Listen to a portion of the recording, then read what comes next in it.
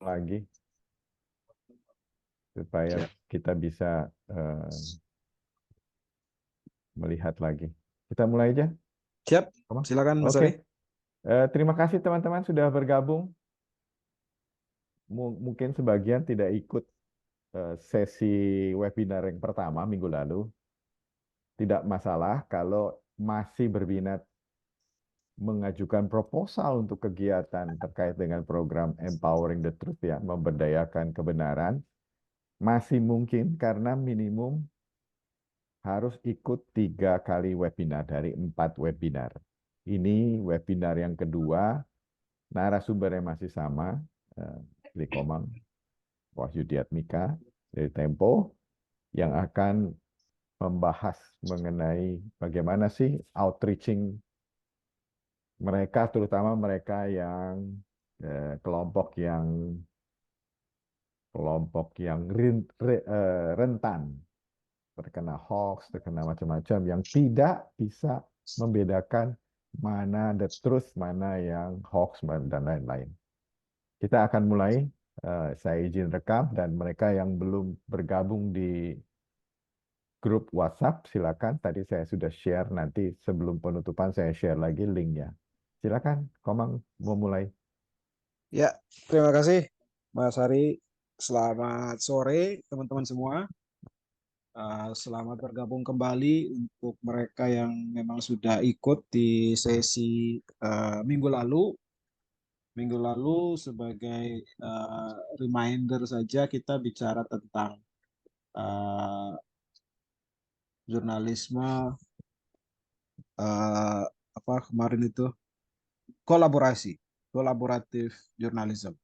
Bagaimana membangun aliansi, bagaimana membangun kerjasama, karena ini juga sudah menjadi tren, sudah menjadi genre baru dalam jurnalisme, dan ada banyak hal, ada banyak tujuan, ada banyak misi yang bisa kita capai ketika kita uh, memadukan sumber daya, kita mengumpulkan kekuatan bersama gitu ya.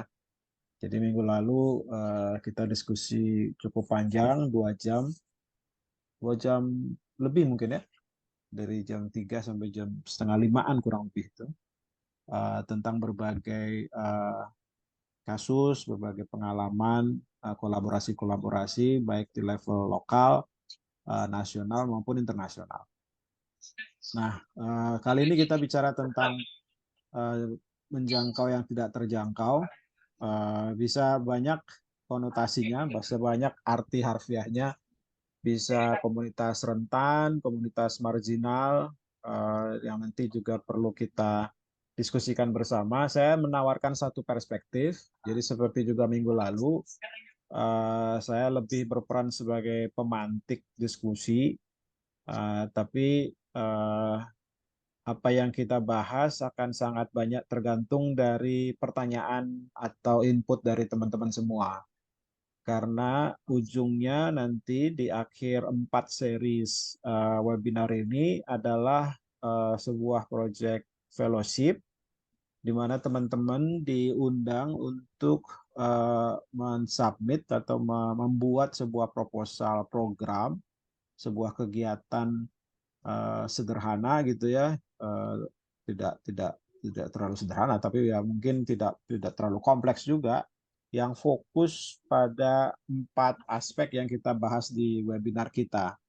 Mulai dari kolaborasi, kemudian yang sekarang hari ini mengenai komunitas-komunitas yang tidak terjangkau atau yang tidak terlayani dengan baik oleh media selama ini. Kemudian juga mengenai nanti di minggu depan kita bicara tentang trust, membangun kepercayaan, membangun produk yang bisa mengembalikan atau meneguhkan keterpercayaan kepada jurnalisme, dan nanti yang terakhir tentang teknologi AI dari Mas Ardi nanti terakhir yang keempat. Jadi keempat elemen itu yang kira-kira diharapkan muncul atau paling tidak dikombinasikan dalam proposal fellowship-nya. Tentu misi besarnya adalah empowering the truth, memberdayakan kebenaran, sesuai dengan tema ulang tahun ICFJ tahun ini. Nah, di slide berikutnya saya ingin mulai dengan pertanyaan, apakah semua kebutuhan pembaca kita sudah terpenuhi? Ini grafis atau bagan yang dari Smart Octo. Smart Octo ini sebuah tools analitik yang dikembangkan oleh seorang produser BBC yang sekarang sudah jadi tools yang cukup luas dipakai di berbagai media di dunia, yang mencoba membagi kebutuhan pembaca atau users need menjadi beberapa kategori. Jadi ada user needs for news yang menjadi menjadi panduan ketika kita mencoba menjawab pertanyaan ini. Jadi saya kepingin ngajak teman-teman yang bekerja di redaksi maupun yang mungkin tidak berasal dari redaksi, yang berlatar belakang jurnalisme maupun yang sedang belajar jurnalisme, ketika merumuskan definisi dari komunitas yang tidak terjangkau itu atau mereka yang tidak terlayani oleh jurnalisme, kita mencoba melihat ke proses produksi di dalam newsroom sendiri. Kita mencoba introspeksi dulu ke dalam organisasi perusahaan pers atau organisasi pers kita sebagai publisher. Apakah konten atau berita jurnalisme yang kita produksi memang sudah menjawab kebutuhan pembaca atau tidak? Saya kira itu cara terbaik gitu ya untuk mencoba mengidentifikasi apakah siapa sebetulnya komunitas yang tidak terjangkau itu dalam konteks masing-masing, dalam konteks segmen kita masing-masing. Karena itu kan sesuatu yang seringkali luput dalam diskusi-diskusi di ruang redaksi. Ketika kita merencanakan liputan, ketika kita menentukan sebuah topik liputan, seringkali yang kita fokuskan adalah mereka yang mayoritas, mereka yang dominan, mereka yang menjadi segmen terbesar dari pembaca kita, penonton kita, audiens kita. Dan ketika kita merasa sudah menjawab kebutuhan dari segmen terbesar itu, kita merasa sudah menjalankan kewajiban atau menjalankan tugas kita sebagai jurnalis. Tapi pertanyaan yang lebih mendasar, apakah betul semua kebutuhan itu sudah terpenuhi? Nah, kalau kita riset, ada beberapa laporan atau studi yang menarik tentang user need ini. Kebanyakan kita di newsroom itu melayani kebutuhan update me yang pojok kanan atas itu. Jadi ketika seorang user membaca berita, yang kita sediakan kebanyakan adalah yang tentang update. Tolong berikan informasi terbaru tentang peristiwa terpenting yang terjadi di sekeliling saya. Update me. Jadi 70-80% berita itu tujuannya adalah update me. Tolong update kami, tolong berikan kami informasi yang terbaru tentang peristiwa yang mungkin penting untuk kami sebagai pembaca. Padahal dari riset Smart Octo dan awalnya ini digunakan di BBC, ada banyak kebutuhan-kebutuhan pembaca lain yang seharusnya bisa dipenuhi oleh redaksi. Ada kebutuhan untuk diedukasi, educate me. Ada kebutuhan untuk dibantu, help me misalnya. Ada kebutuhan untuk dihibur, jadi divert me. Ada kebutuhan, jadi total ada 6 kebutuhan yang ada di bagan ini, yang kira-kira sebetulnya seringkali kita tidak cukup penuhi. Padahal ini bisa melayani pembaca dengan lebih baik. Saya kasih juga hasil studi internal. Jadi ketika kami di Tempo melakukan riset serupa, menerapkan prinsip-prinsip Smart Octo ini di Tempo, kami menemukan misalnya kita produksi 100 artikel gitu ya. Ini contoh saja. realnya kita memproduksi sekitar 500 artikel sehari. Anggaplah 100. Dari 100 artikel tersebut, 20 artikel menghasilkan 80 keterbacaan, sementara 80 sisanya hanya dibaca 20% pembaca. Jadi ada hukum Pareto gitu ya. 80% artikel hanya dibaca 20% pembaca, 20% artikel dibaca 80% pembaca. Jadi ada sedikit sekelompok kecil artikel gitu ya yang dibaca oleh sebagian besar orang. Nah, setelah kita periksa memang ya kita banyak memproduksi artikel yang ternyata tidak cukup baik keterbacaannya. Jadi kita memproduksi artikel yang menurut redaksi penting. Yang menurut editor ini penting, ini memang harusnya ditulis, Mas. Ini nggak ditulis, ini peristiwa, ini berita ini. Tapi ketika kita cek, ternyata nggak dibaca orang. Yang dibaca orang itu adalah yang eh, biasanya peristiwa yang eh, paling baru. Jadi itu juga dulu-duluan dengan media lain. Yang juga banyak dibaca itu analisis, explainer yang menjelaskan kenapa satu peristiwa itu terjadi gitu ya, background-nya, story behind the news-nya. Tapi sebagian besar berita-berita breaking news itu tidak dibaca.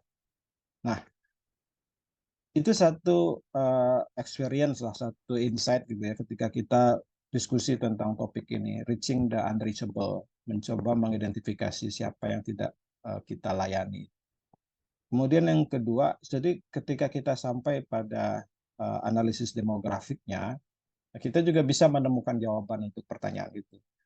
Kita bisa lihat dari pembacanya, kategori umur dari pembaca kita, gender, interestnya, lokasinya, dari bagaimana mereka mengakses kita, traffic source-nya, mereka datang dari sosial media yang mana, dari platform yang mana, mereka menggunakan device apa untuk menjangkau kita. Dari situ kita bisa membaca sebetulnya kelas sosial ekonominya misalnya.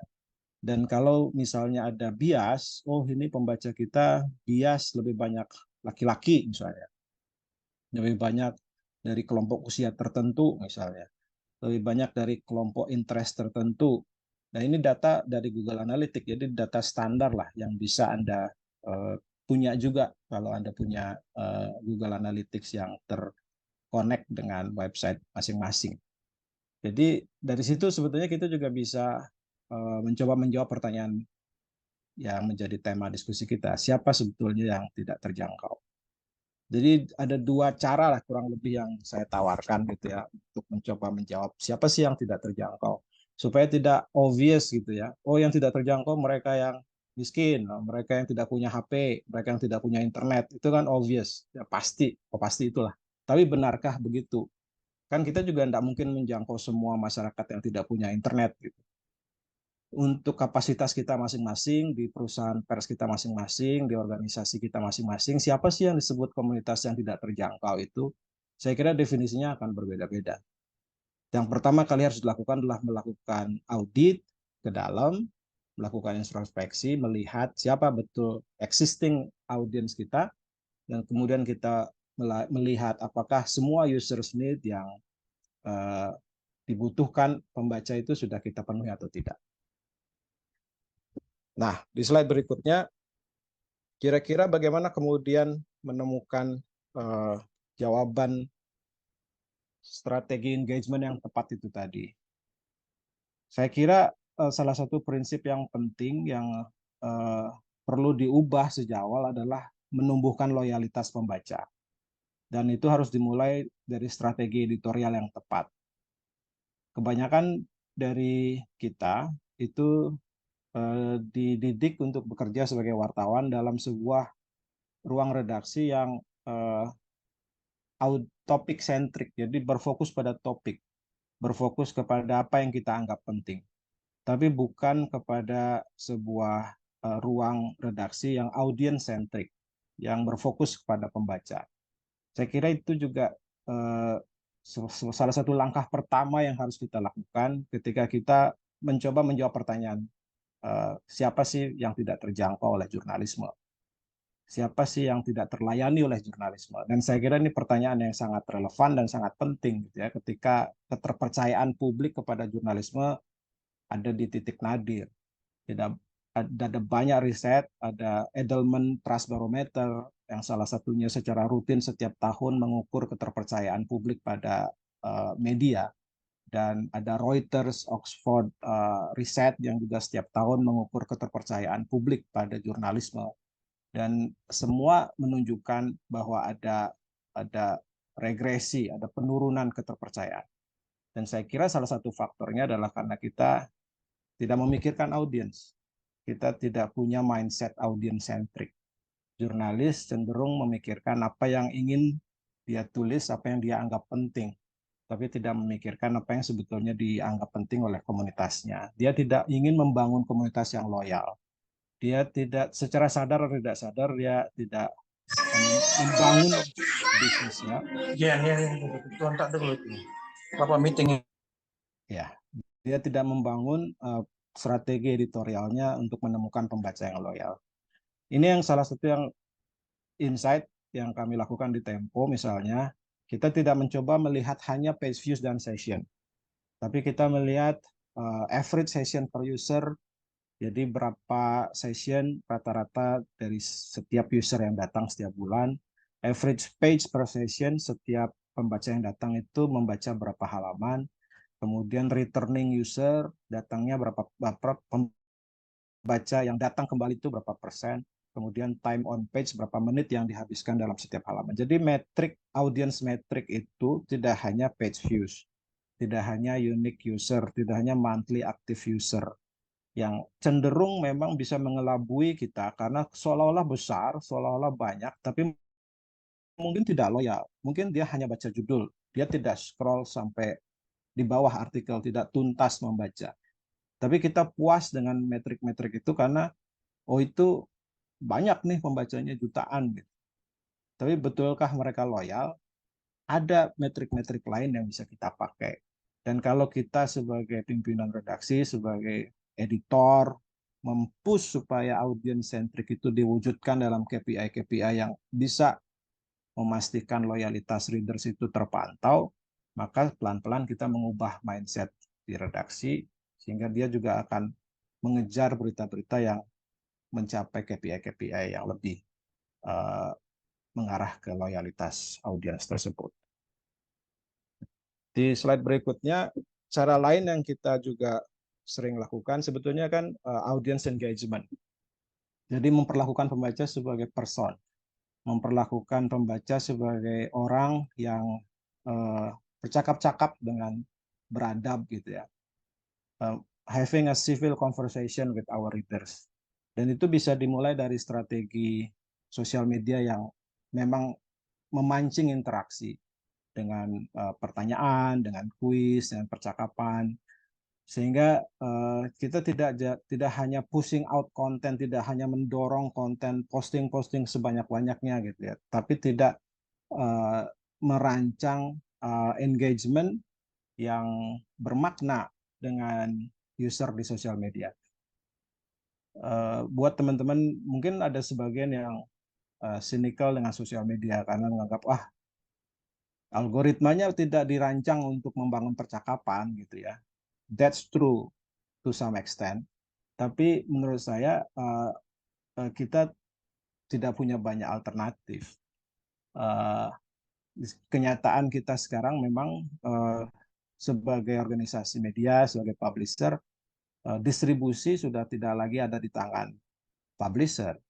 Distribusi ada di tangan platform. Kita di redaksi memproduksi konten, tapi yang membawa konten itu sampai ke tangan, sampai ke mata user, sampai ke mata pembaca itu platform, sosial media, search engine, video platform, bukan lagi redaksi. Itu bisa dilihat dari data source traffic source. Jadi siapa sih yang membawa pembaca itu kepada website kita? Ya Google, ya Facebook, ya TikTok, ya Twitter, X, seterusnya gitu ya. Pembaca yang murni datang direct traffic sangat kecil, di bawah 5%. Buat beberapa media mungkin di bawah 10%. That's the reality. Karena itu kita harus tahu gamenya bagaimana di sosial media, dan kita coba tetap dengan segala keterbatasan membangun engagement itu gitu. Karena lagi-lagi kita kepingin pembaca yang loyal supaya kita bisa menjangkau memang semua eh, pembaca yang membutuhkan, yang relevan dengan konten kita. Nah, slide berikutnya yang juga kita lakukan di Tempo adalah eh, membawa pembaca ke ranah kita, ke platform kita sendiri. Kita membangun grup percakapan di Telegram. Ini sesuatu yang sudah dibangun 2-3 tahun terakhir. Ada sekitar 11 grup Telegram dengan total membernya sekitar 12 ribuan. Tapi mereka rutin ada sesi berdiskusi dengan reporter, dengan redaktur, bercakap-cakap tentang apa yang ditulis oleh Tempo, apa yang dipublikasikan. Mereka bisa bertanya, mereka bisa mengkritik, mereka bisa menantang debat pada reporter atau redaksinya, bisa meminta satu topik diliput, menyumbangkan ide untuk diliput, dan seterusnya.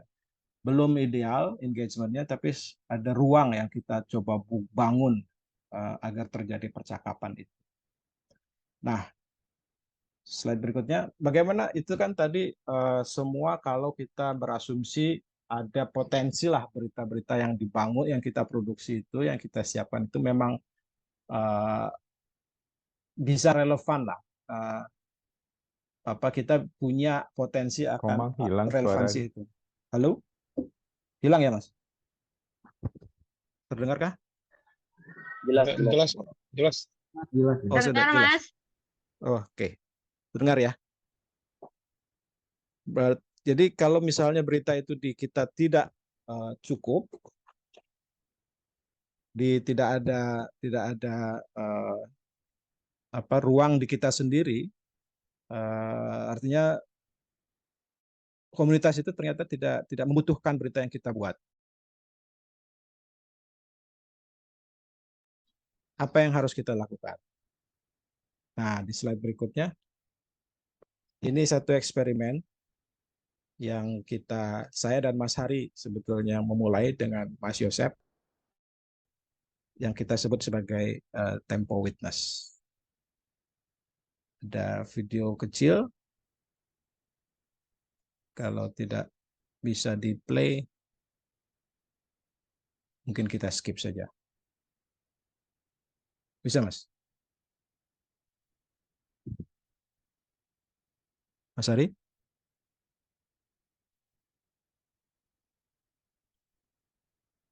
Wah, Mas Harinya, Sebentar. oh kirain terpental. Enggak. Bentar. Ini lagi mau diputar videonya. Bentar saya. Bentar. Jadi ini mungkin nanti Mas Hari juga bisa cerita. Sebetulnya ide awalnya dari Mas Hari, dari Ruwai di Kalimantan Barat, bagaimana kita mengembalikan kuasa redaksi itu kepada komunitas, kepada pembaca. Saya putar ya. Ya. Wah, suaranya nggak masuk ini, Mas. Suaranya nggak masuk. Tapi nggak apa-apa Aduh. deh. Jadi konsepnya jurnalisme rakyat, mengembalikan kuasa produksi berita, mengembalikan kuasa redaksi kepada Oke. pembaca. Jadi siapa yang menentukan apa yang penting itu tidak lagi di tangan si redaksi, tapi kita kembalikan kepada komunitas, kepada mereka yang memang ada dalam di pembaca itu sendiri. Tentu butuh pelatihan, ada beberapa sesi workshop untuk menggali gitu ya, untuk menggali frame berpikirnya, jadi membangun satu metode atau pola di mana komunitas itu kemudian bisa merumuskan, oh yang disebut penting itu apa, yang disebut berita itu apa, dan berita yang bisa membantu menyelesaikan masalah itu seperti apa. Tapi kemudian setelah itu ya mereka bergerak sendiri. Mereka teman-teman di komunitas, terutama kita banyak berinteraksi dengan masyarakat adat, bekerja sama dengan AMAN, Aliansi Masyarakat Adat Nusantara, untuk melatih teman-teman belajar bersama-sama menemukan apa sih informasi yang penting yang bisa membantu mereka menyelesaikan masalah. Dan setelah mereka menemukan definisi berita itu, ya mereka produksi beritanya sendiri, dikirim ke Tempo.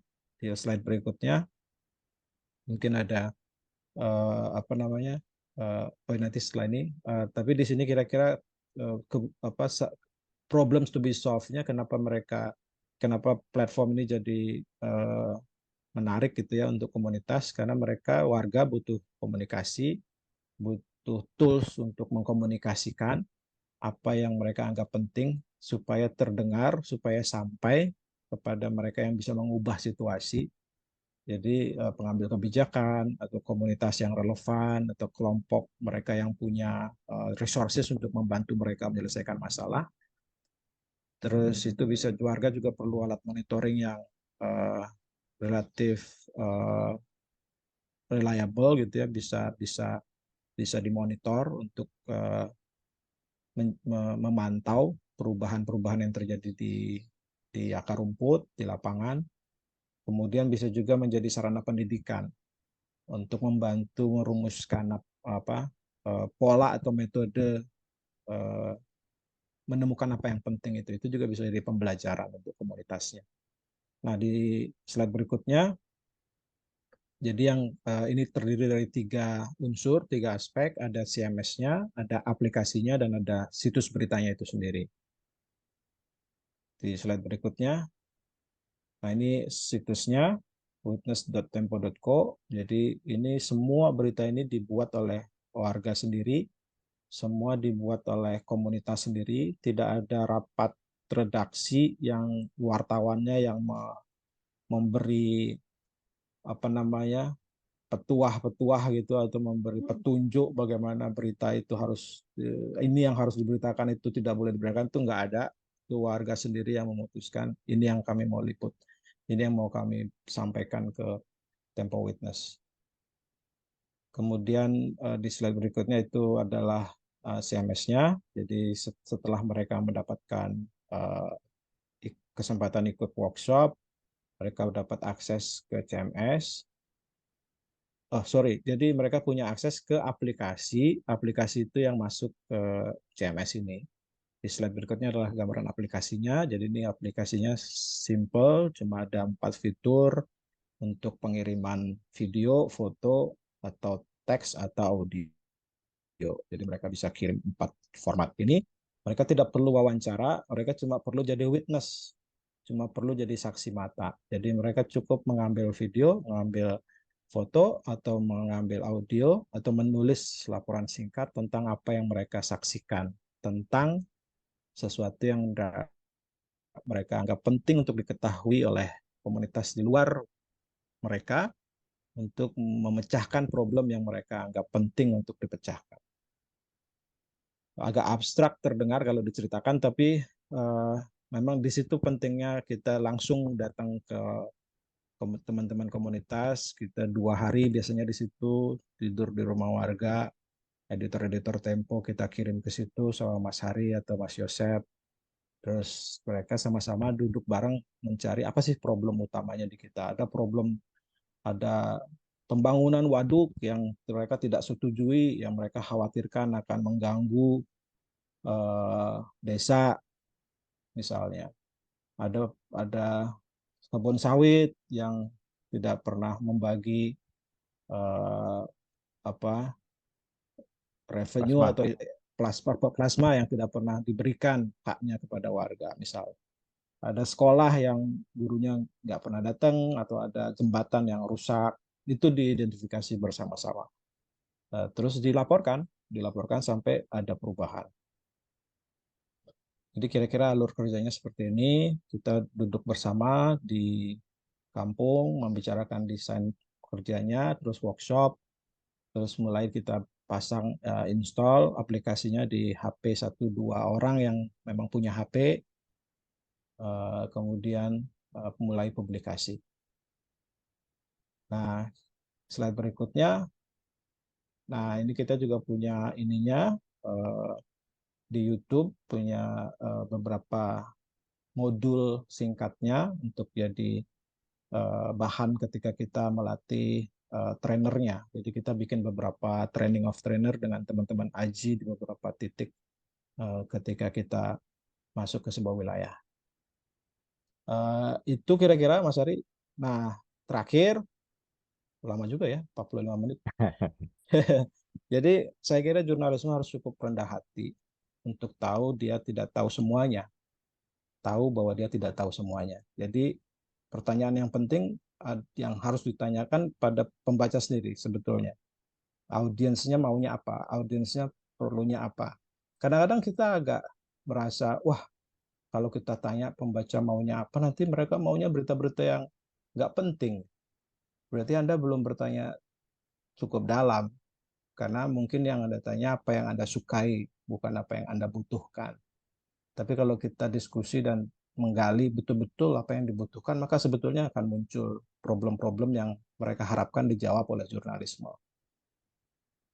Kemudian ya kita harus mengakui kita juga punya bias, kita tidak bisa sepenuhnya menjawab kebutuhan publik, dan karena itu harus ada ruang di mana publik sendiri yang menentukan apa yang perlu dibaca, apa yang perlu jadi berita. Dan kita harus bangun ruang-ruang itu, karena jurnalisme memang harusnya jadi public goods, sesuatu yang milik halayak ramai.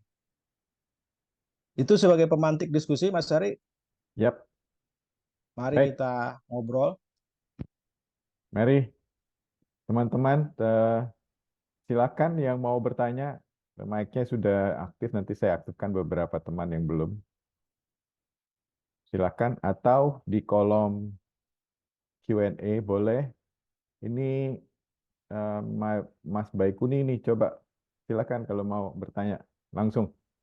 Ya, selamat sore. Sore. Menarik. Saya Ahmad Baikuni dari Surabaya. Kebetulan sih di flashback kemudian saya ada satu pertanyaan yang cukup mengganjal dari presentasinya Beli Komang tadi. Problemnya adalah jika kemudian selama ini mungkin jurnalis itu lebih banyak menggunakan perspektif dari si penulis sendiri. Sementara dan seringkali akibatnya seringkali kebutuhan dari user atau pembaca tidak terpenuhi. Lantas kemudian kalau dari skema yang terapkan Tempo, saya tidak mengkritisi tapi saya pengen tahu lebih dalam. Bukankah itu nanti akan ada segregasi atau pemisahan antara produk jurnalistik yang dihasilkan Tempo dengan produk jurnalistik yang dihasilkan para witness? Saya tidak mempertanyakan apakah produk yang dihasilkan di Tempo Witnesses itu adalah jurnalistik atau tidak. Saya tidak mempersoalkan itu. Karena itu kan, yes, itu masih perdebatan. Saya tidak mau terlalu dalam soal itu. Cuma masalah bagaimana kemudian mengatur antara keseimbangan antara produk dari Tempo sendiri atau produk jurnalisme sendiri dengan produk yang dihasilkan oleh warga dan witness itu. Jadi kan takutnya kan akan menjadi dua produk yang berbeda. Dan juga ada kekhawatiran, saya juga menangkap adanya kekhawatiran jangan-jangan nanti memang pada akhirnya orang-orang jadi tidak percaya dengan jurnalisme gitu, produk jurnalistik itu sendiri, karena sudah punya masyarakat itu sudah punya hak untuk bersuara, kemudian membuat artikel yang sesuai mereka butuhkan, ya pada akhirnya kan ya buat apa jurnalis ada gitu kan. Nah itu pertanyaan sayanya itu, eh, bagaimana kemudian kita bisa istilahnya bias itu tidak bahwa tidak antara keduanya ini tidak saling mengalahkan. Itu aja sih. Oke, baik, makasih. Siap. Silakan. Wah, saya tidak bisa nyalakan video nih, mohon izin teman-teman. Jadi seperti radio ini. Ada suaranya doang. Iya.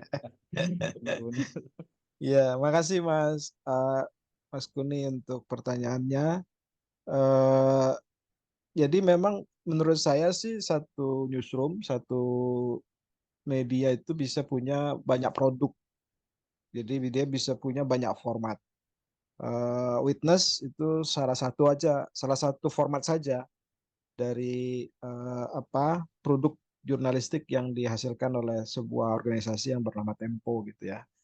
Ada produk yang lain, ada produk investigasi, ada bocor halus, ada uh, berita breaking news di tempo.co dan seterusnya gitu. Jadi produk itu bisa banyak. Dan produk itu tentu harus punya value gitu ya. Dia harus meng-create value. Setiap produk jurnalistik harus punya manfaat. Ya. Dan manfaatnya bisa spesifik gitu untuk segmen yang memang menjadi targetnya, yang menjadi sasarannya. Nah, Tempo Witness dibuat untuk membantu komunitas yang tidak punya akses kepada berita mainstream, karena amat sangat jarang, atau kecil juga kemungkinannya Tempo memuat sebuah tulisan tentang jembatan rusak di sebuah kampung kecil di Sulawesi Tenggara, misalnya. Kalau yang karena kan selalu kita dilatih berpikir magnitude, dampaknya luas atau tidak. Kalau jembatan kecil, udahlah ditulis di koran sana aja gitu misalnya kan.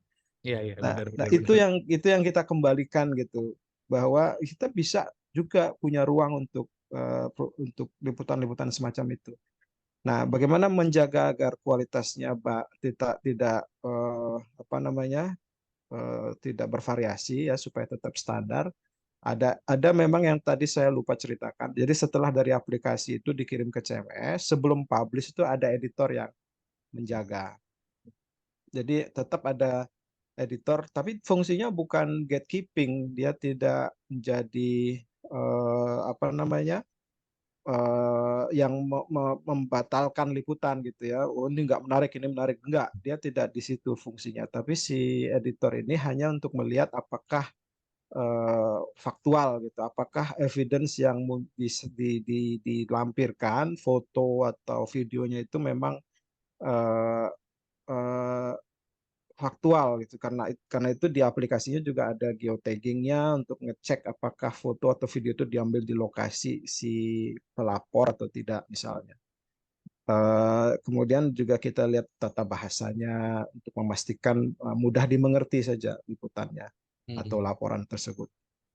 Kalau misalnya ada opini yang muncul, itu kita ingatkan, ini kayaknya opini dari jurnalis rakyatnya nih, bisa nggak kita hapus? Jadi ada diskusi dengan pelapornya.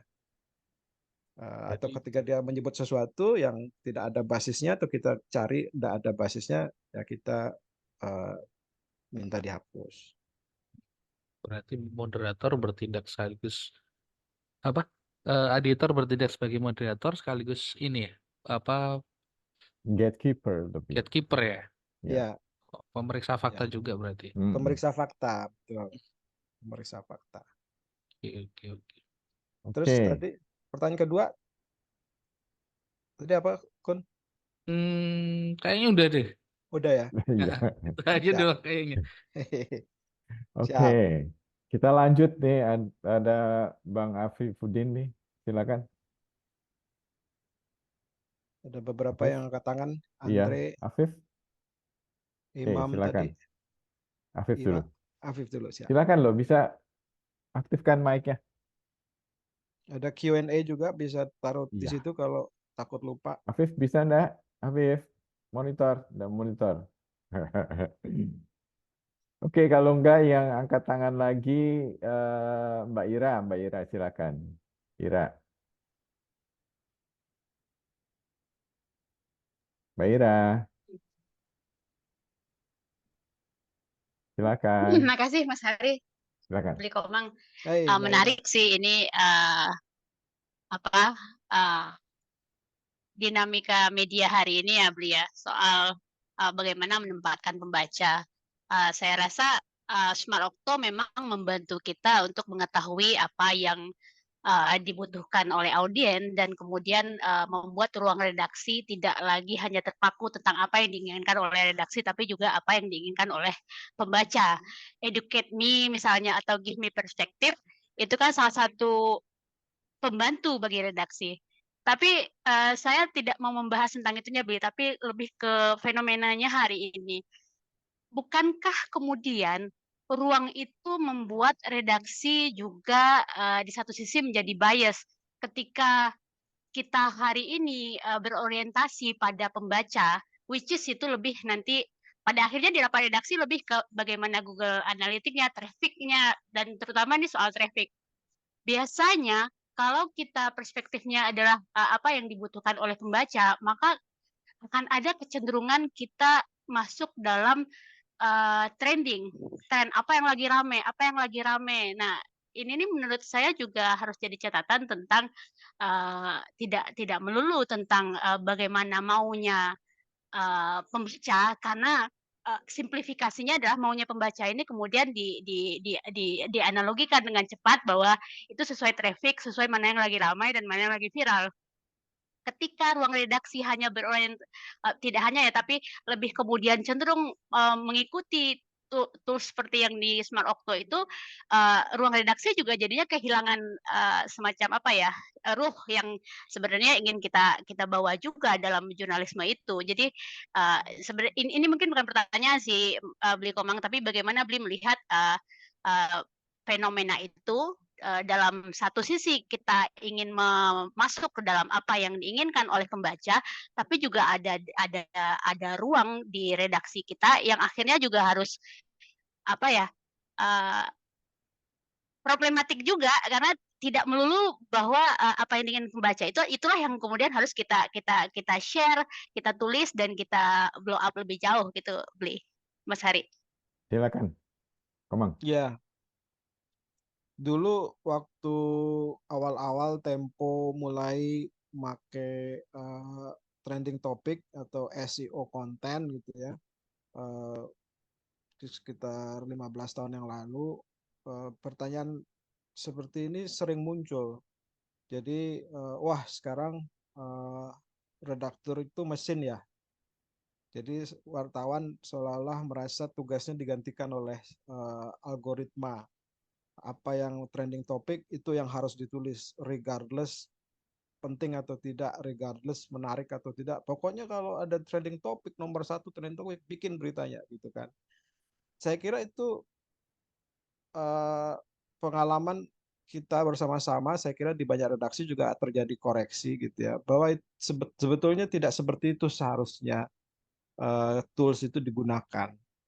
Jadi trending topics, kemudian tools semacam Smart Octo atau Bazumo atau Google itu sebetulnya hanya memberi sinyal saja bahwa ini yang sedang diinginkan atau sedang ramai dicari di mesin pencari atau sedang ramai menjadi perbincangan di platform apa itu YouTube, Twitter atau semua platform pasti punya analytics dan audience team kita ditugaskan untuk membaca data itu dan menyampaikannya ke redaksi sebagai sinyal, sebagai petunjuk gitu ya. Ini loh apa namanya atmosfernya di pembaca kita, dan ketika kita masuk menawarkan satu informasi, sebuah berita, kita tentu harus aware bahwa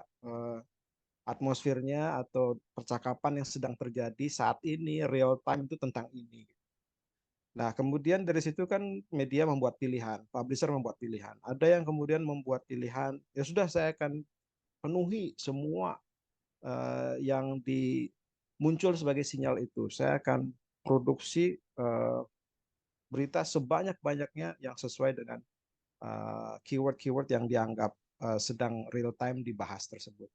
Ada mungkin newsroom yang melihat itu sebagai oke, kalau begitu sekian persen dari total produksi saya akan memenuhi itu, tapi sekian persen saya akan tetap menulis apa yang menurut redaksi saya penting. atau apa yang menurut temuan kami penting, dengan harapan mungkin temuan itu menjadi viral juga dan menjadi pembicaraan orang banyak juga gitu kan. Artinya kan audience centric dalam definisi yang digunakan oleh berbagai newsroom bisa berbeda-beda penerapannya. Yang penting adalah ketika redaksi membahas sebuah agenda liputan, sebuah agenda pemberitaan, dia memikirkan bagaimana topik itu akan memiliki value, memiliki manfaat untuk pembacanya. Jadi dia tidak hanya menulis untuk for the sake of publishing gitu. Ya, kita harus tulis ini karena kita anggap penting, tapi dia juga mempertimbangkan bagaimana format yang paling diterima, kapan momentum yang paling tepat, bagian mana yang harus lebih ditonjolkan sehingga berita itu resonate atau apa namanya diterima dengan lebih baik gitu ya. Jadi informasi-informasi, sinyal-sinyal dari berbagai tools analitik itu membantu kita untuk memastikan berita kita kemudian lebih berdampak, lebih diterima. Agenda di editorial pada akhirnya tentu ada di tangan redaksi, karena kan yang ada di balik CMS yang menekan touch publish itu, menekan memutuskan publish itu tetap jurnalis. Tapi bagaimana dia sampai pada keputusan itu, sejauh mana dia mempertimbangkan audiens ketika dia memutuskan itu, saya kira ini yang penting dipastikan bahwa kita tidak semata-mata mempertimbangkan apa perspektif kita. Gitu kurang lebih kalau Baik. menurut saya, Mbak Ira. Ya, kita lanjut dulu nih. Tadi Mas Anton sudah minta izin katanya. Silakan Mas Anton. Baik, Mas Hari, Mas Komang, dan teman-teman yang lain, terima kasih banyak ya. Ini menjelang buka puasa, luar biasa. Ya, baik. Kalau saya membayangkan bahwa dalam tema kali ini sebenarnya tujuan utama adalah membangun ekosistem jurnalisme berkualitas, ya, cita-cita kita bareng. Karena sayang kalau media massa yang berkualitas khususnya gara-gara lalu semakin sedikit peminatnya. Lalu satu sisi adalah ini artinya pendidikan yang sangat panjang, jangka panjang ya, jangan mudah menyerah begitu. Saya ingat cerita yang beberapa tahun yang lalu kita alami waktu saya mahasiswa. Itu film Indonesia udah mulai goyang terpuruk ya. Tapi saya ingat betul teman-teman dari perfilman, tokoh-tokoh perfilman datang ke kampus tanpa bayaran dan seringkali harus bareng-bareng mahasiswa nongkrong gitu, dan untuk menghidupkan ekosistem perfilman yang bagus, membangun apresiasi yang pas, dan ya buah-buahnya kemudian saya membayangkan sekarang ini perfilman nasional masuk bibit-bibit pembuat film maupun aktor-aktornya pun bangkit ya, dan kita bisa tahu.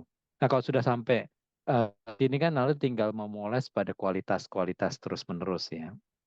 Nah lalu saya membayangkan juga rekan-rekan di media juga dengan di aspek jurnalisme ya tidak lelah untuk hadir ya. Mohon maaf kalau saya mengkritik selama saya menjadi pengajar, kesannya itu kalau yang namanya teman-teman di praktisi jurnalistik dulu-dulu itu jual mahal banget. Selalu nanyanya adalah apa yang kampus bisa sediakan gitu kan. Mana Waduh. lulusan yang siap? Ya, seingat saya mana lulusan yang siap pakai. Jadi kerja keras itu ada di kampus. Lalu media lalu tinggal ini yang berbobot dan itu cukup berat ya. Saya pikir harus diubah juga. Terima kasih ya Mas Komang udah Terima kasih. berkali-kali datang ke kami juga. Mas Hari kontak saya terus. Ya, karena memang minat-minat itu harus datang dari mahasiswa yang melihat wah tokoh-tokoh ya. Bersedia juga turun, dan tadi saya senang pada slide terakhir para jurnalis harus rendah hati. Wah itu poin bagus. Termasuk akhirnya rendah hati ini termasuk juga bersedia mendengarkan bahwa ada sumber-sumber lain yang bisa menjadi ya kontributor berita segala macam yang bagus, yaitu komunitas.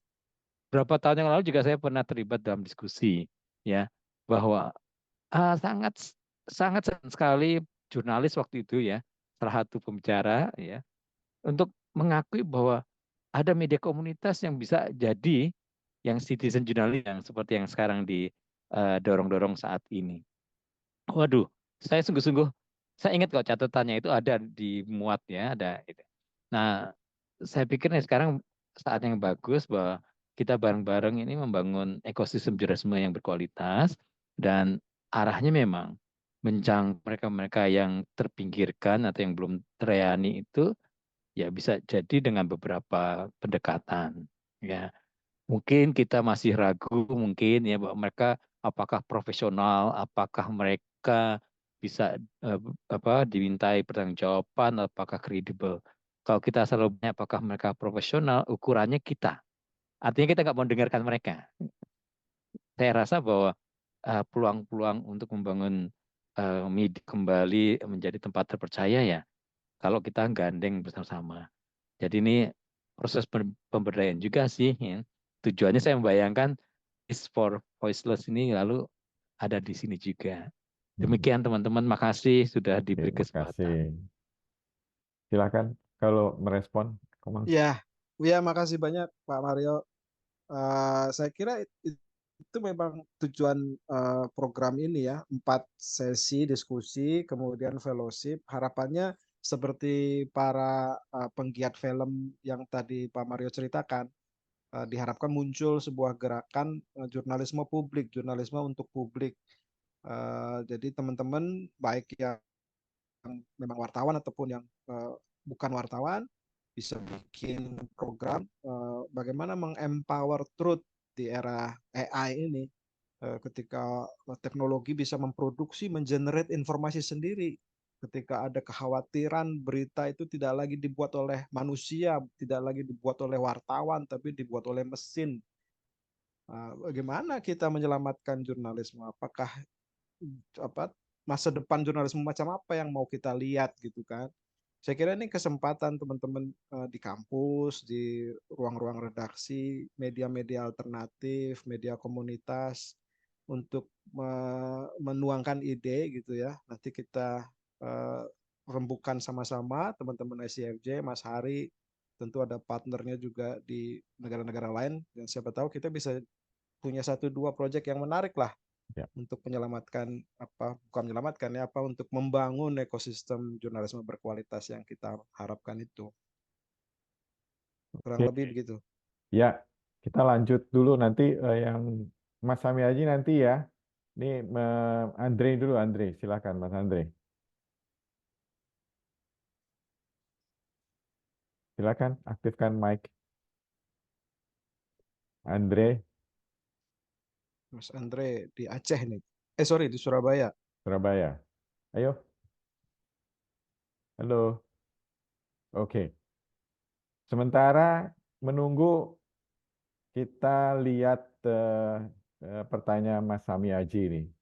Bagaimana mengikat komitmen warga yang terlibat dalam kegiatan seperti dalam Tempo Witness? Dan pertanyaan kedua, bagaimana perlindungan terhadap warga jika info yang diunggah diprotes pihak tertentu? Silakan. Komitmen ya, menjaga motivasi. Iya. Itu yang pertama. Terus yang kedua tentang keselamatan. Ya.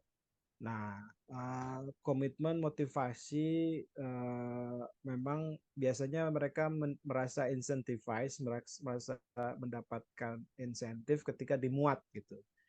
Jadi penting sekali sejak awal itu dalam workshopnya pun sudah ada beberapa tryout yang memungkinkan jurnalis rakyatnya melihat bahwa karyanya muncul terpublish dalam website Tempo. Jadi ketika itu terjadi, mereka kemudian akan punya motivasi tuh. Di beberapa kerjasama yang kita lakukan pernah dengan teman-teman Fitra, Forum untuk Transparansi Anggaran, atau di mana tuh Mas Ari yang di Jawa Barat itu, Kiara atau NGO Jawa yang Barat. pertanian, yang khusus pertanian rakyat itu. Fit itu apa? KRKP. KRKP ya. kedaulatan pangan ya, Ya. konsorsium untuk kedaulatan pangan itu rata-rata malah jadi mereka saling membandingkan gitu. Wah, saya sudah dimuat 8, saya baru 7, saya baru 6 gitu. Jadi ada kayak kompetisi di antara mereka sendiri untuk membuktikan mana yang paling banyak liputannya dimuat. Jadi gamifikasi macam itu bisa dilakukan untuk menjaga motivasi. Selain tentu yang paling mendasar, sejak awal kita udah jelaskan ini bukan bukan untuk tempo, jadi ini sesuatu yang justru kolaborasi antara redaksi dengan komunitas. Jadi kalau Anda merasa ini penting untuk komunitas Anda, ya silakan dimanfaatkan, silakan dipergunakan.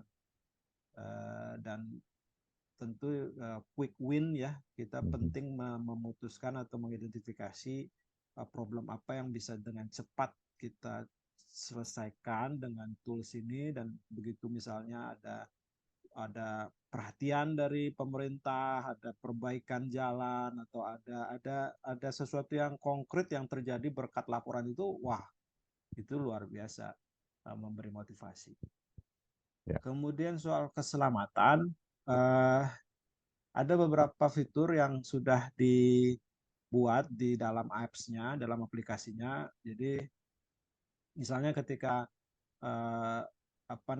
login itu harus dengan SIM card yang memang tertera di HP-nya, di device-nya. Jadi ada nomor ICIC ya, nomor. Udah nggak berlaku lagi itu. Sekarang pakai OTP. Pakai OTP sekarang ya. Ya. Yang memastikan bahwa memang apps itu terinstall pada device yang dipegang oleh si jurnalis rakyat. Jadi tidak jatuh. Jadi kalau dia bukan orang yang dapat OTP itu, ya dia nggak bisa akses CMS-nya, tidak bisa melaporkan. Ada juga yang terhapus otomatis. Jadi begitu dia mengirim foto, video atau audio, dia tidak ada lagi di memori si HP itu. Jadi dia hilang. Sehingga kalau HP-nya diambil, disita atau direbut gitu sebagai barang bukti, nggak ada bukti bahwa dia pernah mengirimkan sesuatu ke Tempo Witness, karena itu langsung tersimpan di servernya Tempo, tidak tercopy di device-nya si pelapor. Kemudian tentu anonymous, jadi bisa kalau memang ada situasi khusus, si pelapor bisa tidak dicantumkan identitasnya, meskipun itu agak rentan juga ya, karena kan ketahuan di desa mana atau siapa yang di desa itu yang pernah ikut pelatihan. Tapi itu bisa kita samarkan kalau dalam laporan-laporan yang dianggap perlu untuk disamarkan. Apalagi yang belum saya sampaikan mungkin Mas Ari. Mas Ari juga. Udah, nanti aku tambahkan boleh, Mas Samiaji. Kalau pengalaman mereka yang aktif hampir setiap hari itu, kalau biasanya komunitasnya sedang menghadapi konflik. Itu yang paling aktif untuk bikin laporan. Memang sebagian besar tidak aktif karena mereka juga bingung, karena mungkin cara berpikirnya sudah seperti media mainstream. Ini bagus apa enggak? Padahal tidak ada penerapan nilai berita di Tempo Witness. Untuk yang kedua, karena Tempo Witness itu bagian dari Tempo.co, maka yang berlaku adalah Undang-Undang Pers. Jadi mereka yang melapor itu terlindungi sebagai narasumber, sebagai saksi. Dan pengalaman selama ini belum ada yang sampai pengadilan ataupun lainnya. Ada yang diancam ya, tapi kemudian komunitas yang melindungi. Dan di aplikasi di CMS pun kita bisa tahu di mana posisi dia ketika mengirim laporan. Itu beberapa fitur untuk melindungi, termasuk mereka tidak boleh melaporkan selain fakta. Itu akan sangat membantu sekali. Oke, kita lanjut pertanyaan yang sudah mengacung tangan ini. Deborah, silakan Deborah. Halo, Ya, terima silakan. kasih Mas Hari. Halo Eh, Deborah, halo Mas Komang. apa kabar? Baik, Alhamdulillah. Ini Mas, saya ingin tanya sebenarnya soal diseminasi informasi. Banyak berita bagus tapi tidak terjangkau sebenarnya, tidak sampai ke publik gitu. Pengalaman kita di pemilu 2024 itu menunjukkan ada satu platform yang realitasnya dibalik gitu di platform itu begitu. Berbeda dengan realitas yang ada di media mainstream atau di publik gitu. Di Twitter beda dengan di sini. Nah, gimana media bisa ke depan menjangkau melewat diseminasi cara penyebaran informasi. Kalau dibandingkan dengan penyebaran informasi yang misinformasi, itu kan mereka bisa menyesuaikan narasi dengan platformnya, dengan orang yang ingin mereka target. Sementara kita media biasanya dalam sisi pengemasan, dalam sisi diseminasi, kita sangat bergantung sama platform-platform ini. Kita nggak punya cara lain selain ya udah kita share gitu. Ke depan apakah mungkin cara penyampaian informasi kita yang perlu kita sesuaikan? Apakah mungkin juga Tempo punya pengalaman gitu dengan misalnya dengan podcast itu ternyata bisa menjangkau juga dengan audiens yang lain gitu, dengan produk lain gitu. Mungkinkah media ke depan harus punya cara-cara menjangkau yang seperti itu, Mas? Silakan. Ya, saya kira harus ya, bukan mungkin atau tidak dilakukan, tapi harus dilakukan. Karena kalau tidak ya makin kehilangan relevansi lah news media ini atau publisher berita ini. Cuma memang challenge-nya tidak mudah. Persoalannya cukup banyak. Pertama, kita kebanyakan publisher, kebanyakan ya tidak semua, tidak punya data siapa audiensnya. Dia tidak punya akses kepada data pembacanya. Jadi berbeda dulu di zaman media cetak, yang punya data biasanya yang pelanggan langsung ya. Jadi kita punya tuh daftar di kantor sekian ribu orang yang pelanggan kita gitu. Kalaupun pelanggannya melalui agen, kita bisa tanya ke agen. Agen juga punya akses terhadap nama dan alamat dari si user kita atau pembaca pelanggan kita. Sekarang yang punya data itu platform, yang punya data pembaca first party data itu adalah platform. Coba tanya media menengah, media kecil. Kalau orang media besar sih sebagian sudah mulai membangun first party data. Tapi sebagian besar media tidak punya first party data. Akibatnya apa? Dia tergantung sekali pada platform. Naik turunnya jumlah pembacanya tergantung pada algoritma platform. Kalau misalnya dia berubah, algoritmanya memilih berita, menonjolkan berita-berita yang seperti tertentu gitu, seperti X, ya berarti kalau dia tidak punya operating model untuk kategori atau format X, ya dia akan kehilangan pembaca. Sebegitu mudahnya membuat pembaca itu berpaling dari media. Karena dia tidak punya platform sendiri, tidak punya first party data. Maka untuk mempersonalize atau mengcustomize berita sesuai dengan kebutuhan dan keinginan spesifik dari segmen tertentu, mutlak publisher harus punya first party data. Dia harus bangun database audiensnya. Dia harus bangun tim data yang punya kapasitas untuk mengkolek, menyimpan tentu dengan panduan sesuai dengan Undang-Undang Perlindungan Data Pribadi ya, ada konsen dari pengguna, ada dan seterusnya, tidak diperjualbelikan datanya dan dijaga dan seterusnya sesuai dengan Undang-Undang PDP yang akan berlaku Oktober tahun ini. Dan memang ekosistemnya mendorong publisher untuk membangun first party data. Kalau tidak ada perubahan lagi, cookies juga akan hilang pada tahun ini ya. Google sudah sepakat tidak ada lagi cookies. Artinya third party data yang selama ini diandalkan oleh banyak publisher sebagai alat untuk berjualan iklan segala macam itu kan pakai datanya Google, pakai data third party. Itu dia tidak bisa lagi pakai. Dan itu membutuhkan investasi yang tidak sedikit untuk membangun first party data. Tapi ada opportunity terutama dari AI. Nah, nanti kita punya sesi khusus nih tentang AI ya Mas Ari. Ya, Di AI itu sebetulnya itu bisa menjadi tools baru untuk meratakan kompetisi, jadi melevel playing field kan dunia publisher ini. Karena dengan AI kita bisa menciptakan personalized content, kita bisa membuat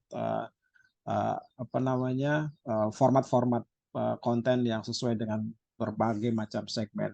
Bahwa kebutuhan kita sekarang adalah bagaimana memastikan publisher memahami apa kebutuhan dia di newsroom dan bagaimana kebutuhan itu bisa dipenuhi dengan tools AI yang mana, karena banyak sekali tools, tidak cuma ChatGPT, ada berbagai tools yang macam-macam juga fungsinya sesuai dengan apa yang bisa dilakukan atau apa yang ingin dilakukan oleh si newsroom itu. Jadi ada tantangan, ada kesempatan. ya, baik. Irfan nih, silakan Irfan. Irfan, mana Irfan, kabar? Irfan, angkat tangan dia tadi. iya. Irfan, ayo. Gorontalo Bang, Gorontalo. Si Gorontalo. Oh, Irfan Yasin. Irfan. Tadi Irfan Imamsyah juga angkat tangan. Yang mana duluan? Oh, iya, iya. Mana nih Irfan kok nggak ngomong? Itu kali sambungannya ya. Kalau gitu Roni dulu, Roni. Baik, Mas Hari dan Bikumang. Siap. Ya, silakan. Suara saya terdengar ya? Dengar.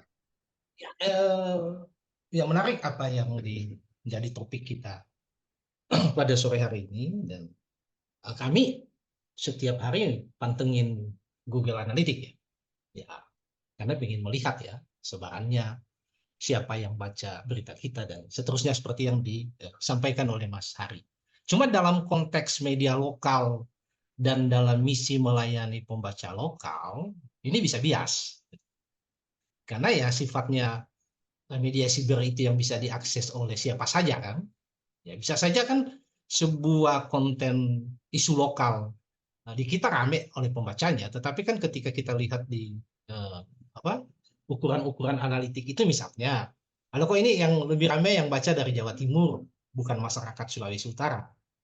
Nah, saya pikir kalau sebagai media kecil dan media lokal ya kita harus tidak hanya tergantung dari hasil-hasil sinyal-sinyal di analitik itu untuk melihat sebaran pembaca kita agar supaya kita bisa melayani pembaca lokal. Karena itu tadi kan sifat kita media siber, karena barangkali dalam beberapa diskusi juga kan kita mempertanyakan label apa sih yang disebut dengan media lokal, sementara kan media ini bisa diakses oleh siapa saja gitu.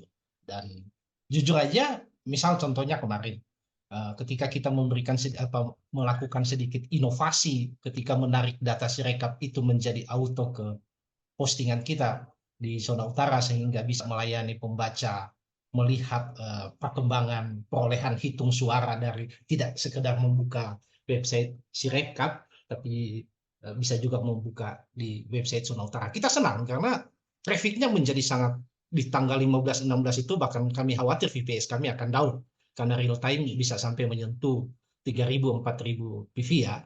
Tetapi kan kemudian setelah selesai ini turun trafficnya, kami analisis, loh kok 70-80% traffic itu justru datang bukan dari Sulawesi Utara gitu. Justru datang dari jumlah penduduk yang banyak di Jawa sana. Nah, saya kira mungkin ke depan kita harus belajar bagaimana kemudian mengukur secara digital audiens kita itu agar supaya kita benar-benar dapat menganalisis, melayani pembaca lokal kita itu. Kira-kira begitu, Mas Arief dan Bli Komang. Terima kasih. Silakan. Ya, saya setuju banget tuh, Kak Roni. Jadi analytics itu tidak bisa jadi satu-satunya sinyal. Itu betul. Karena tadi juga Ira udah mengingatkan, nanti kita justru jadi keliru, salah arah kalau kita hanya menggunakan analitik itu sebagai satu-satunya guidance ya. Karena misalnya tadi contoh kita media yang melayani komunitas di satu wilayah gitu, tapi kan yang kita terima di kebanyakan analitik itu kan sebetulnya sampling saja. Jadi dia sampling tentu dengan metodologi yang cukup robust, yang cukup reliable untuk mengecek sebetulnya keseluruhan audiens kita datang dari mana dan mencari berita apa. Nah, tapi data realnya kan tidak di kita, itu third party data itu. Jadi dia masuk dulu ke servernya si mesin pencari, kemudian datang ke kita. Bagaimana membuat orang itu betul-betul datang ke kita sehingga yang datang ke kita ini juga bisa kita pilah, bisa kita pisahkan dan kemudian kita treatment secara khusus karena direct traffic ini kan mahal. Mereka yang datang langsung kepada kita berarti loyal. Mereka punya kebutuhan yang spesifik. Maka kita harus menciptakan alat-alat atau tools yang bisa membantu kita mengenal siapa mereka dan kemudian mengetahui apa saja kebutuhannya yang relevan yang bisa kita jawab dengan produksi konten kita. Dan ada banyak cara, misalnya dengan FGD, cara-cara tradisional. Jadi kita bisa bikin diskusi dengan key opinion leader di wilayah kita. Kita bisa datang ke komunitas-komunitas, kita wawancara teman-teman yang memang merupakan target segmen kita dan tanya, sudah baca media kita kah? Kenapa tidak baca? Atau kalau baca apa yang disukai? Jadi metode survei, metode riset-riset semacam itu juga masih bisa dan sangat mungkin menjadi sinyal, tidak cuma analitik. Oke, baik, ini ada yang angkat tangan lagi, Mas Iman, silakan. Terima kasih Mas Hari, Beli Komang. Tadi saya dengar juga ada Mas Anton ya. Iya.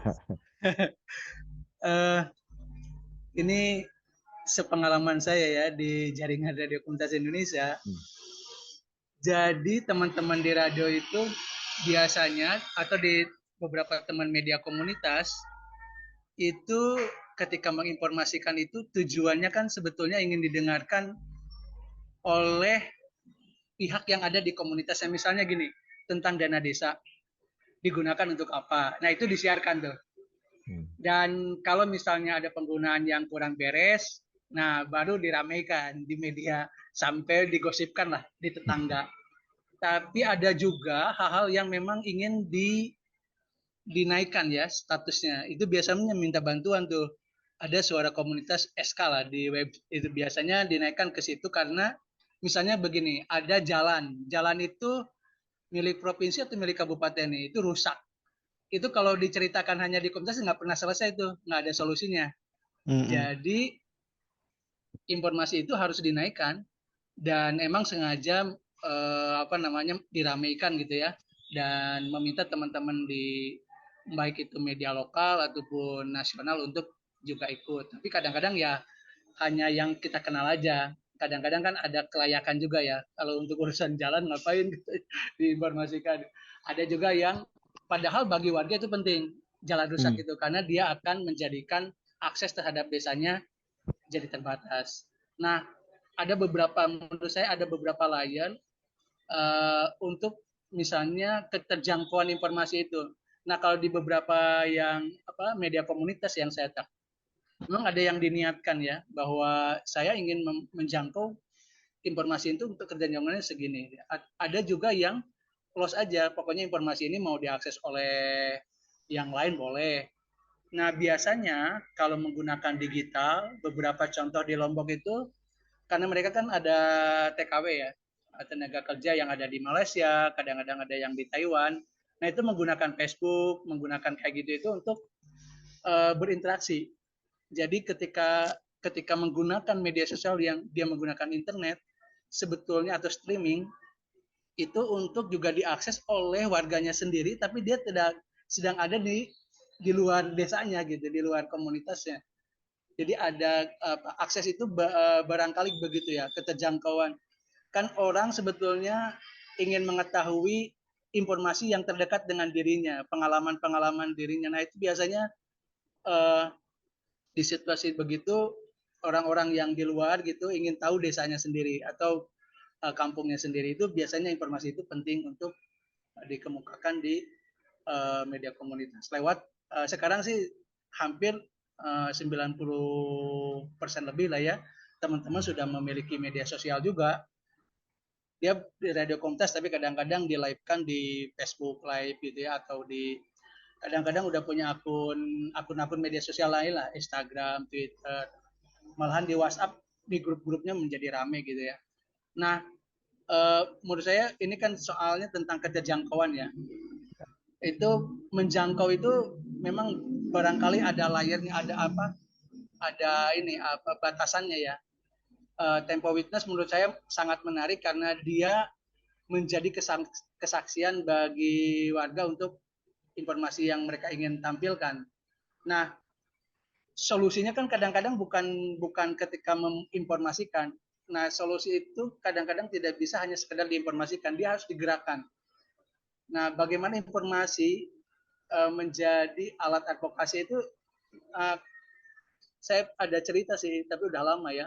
Di Jogja itu dulu teman-teman SK itu bikin bagaimana ini tentang ini ya, hak kesehatan reproduksi dengan PKBI gitu bekerjasama, kemudian dinaikkan tuh isunya.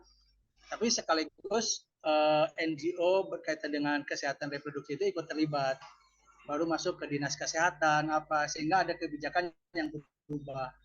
Nah, kalau sampai tahap itu barangkali memang membutuhkan aktor lain ya, media komunitas itu tidak memungkinkan, atau media nasional sekalipun kadang-kadang memang jadi rujukan oleh politisi ya, misalnya si Anu gitu mengutip aja, tapi itu hanya sekedar untuk memojokkan politisi lain gitu, lawan politiknya, bukan untuk kemudian menjadi keputusan yang di DPR apakah terjadi misalnya keputusan atas dasar informasi. Menurut saya ada sih beberapa jadi pertimbangan ya, tapi tetap butuh desakan organisasi lain yang memang bergerak langsung menghadiri rapat atau sidang-sidang paripurnanya gitu, atau apa sidang khususnya. Saya kira itu barangkali ini mungkin bukan semacam pertanyaannya, tapi barangkali tambahan sekaligus mungkin minta juga komentar Beli Komang tentang tadi keterjangkauan itu kan butuh banyak ini ya, layarnya itu, medianya juga barangkali berbeda-beda. Terima kasih. Silakan. Iya, thank you Mas Iman sharingnya. Saya kira memang yang otoritatif bicara tentang menjangkau yang tidak terjangkau satunya JRKI juga ya. Sudah malang melintang di media komunitas. Saya setuju memang ada kita perlu ekosistem tadi ya, seperti kata Pak Anton, ekosistem yang saling melengkapi sehingga apa yang muncul di komunitas misalnya bisa diamplify, bisa dikuatkan di media yang mungkin segmennya cocok dan memang kebetulan pada kasus itu bisa membantu ya kalau segmennya juga mendengar apa yang terjadi. Nah, ini yang kolaborasi-kolaborasi ini yang perlu kita jalin supaya tentu suara-suara yang tidak terjangkau itu kemudian terdengar. Dan sangat kasuistis ya sifatnya. Tapi saya kira perlu ada network, perlu ada jalinan kolaborasi yang kemudian bisa jadi solusi, bisa jadi alternatif avenue gitu ya, tempat kita mencari amplifikasi dari isu-isu yang mau kita angkat di komunitas.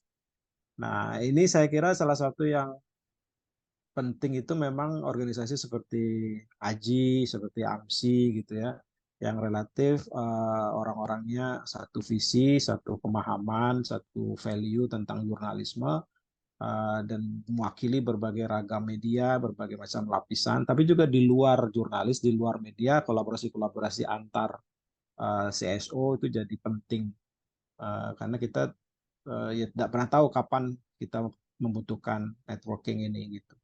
Ya. Oke, Sedikit Mas Ari tentang yang tidak terjangkau itu yang mungkin tadi agak luput. Mas Ari sempat Hmm. singgung di awal, yang Ya. tidak terjangkau itu sebetulnya juga mereka yang tidak paham berita atau tidak Yes. mengerti relevansi jurnalisme untuk kebutuhannya. Ada satu modul menarik yang dibikin Profesor Masato Kajimoto dari Hong Kong University, namanya News Literasi. Nah, di AMSI, Asosiasi Media Cyber Indonesia, kita sempat nih bikin serangkaian workshop tentang literasi berita, dan saya kira memang efektif gitu ya, terutama untuk mereka yang tidak memahami bagaimana proses produksi sebuah berita. Karena kalau tidak paham bagaimana verifikasi, aturan kode etik, atau apa sih yang menjadi bias dari satu media, maka cenderung orang menyalahkan wartawan, cenderung menyalahkan berita. Tentu bukan berarti wartawan tidak boleh disalahkan, ada derajat kesalahannya, ada kadar-kadar kesalahannya, tapi ketika wah media pasti melindungi kepentingan kapital misalnya, atau media pasti bias terhadap mayoritas, tidak lupa kepada mereka yang minoritas, tidak selamanya benar gitu. Kadang-kadang media memang punya bias, tapi pola kita mengkonsumsi informasi, pola kita mengakses berita dari berbagai sumber itu juga berpengaruh pada apa yang terpapar pada kita gitu ya. Sehingga salah satu cara untuk memastikan semua yang tidak terjangkau itu sebenarnya terjangkau adalah meningkatkan kapasitas publik juga untuk mengolah informasi, untuk mengolah berita, untuk memahami berita. Nah, bagian itu saya tidak terlalu sempat banyak explore, tapi mungkin saya bisa share nanti modulnya di grup WhatsApp kita. Mungkin bisa jadi inspirasi juga untuk proposal fellowship-nya teman-teman. Ya, ini ada yang sudah angkat tangan lagi. Febrianti, silakan. Febri. Feb. Ya Mas Ari, makasih Mas Ya, Ari dan ya. Rikoma. Ya, halo? Ya, sudah Halo dengar. Mas. Siap. Ya. Sudah. Oh, udah dengar? Apa kabar? Sudah, Ya. silakan. Uni. Baik.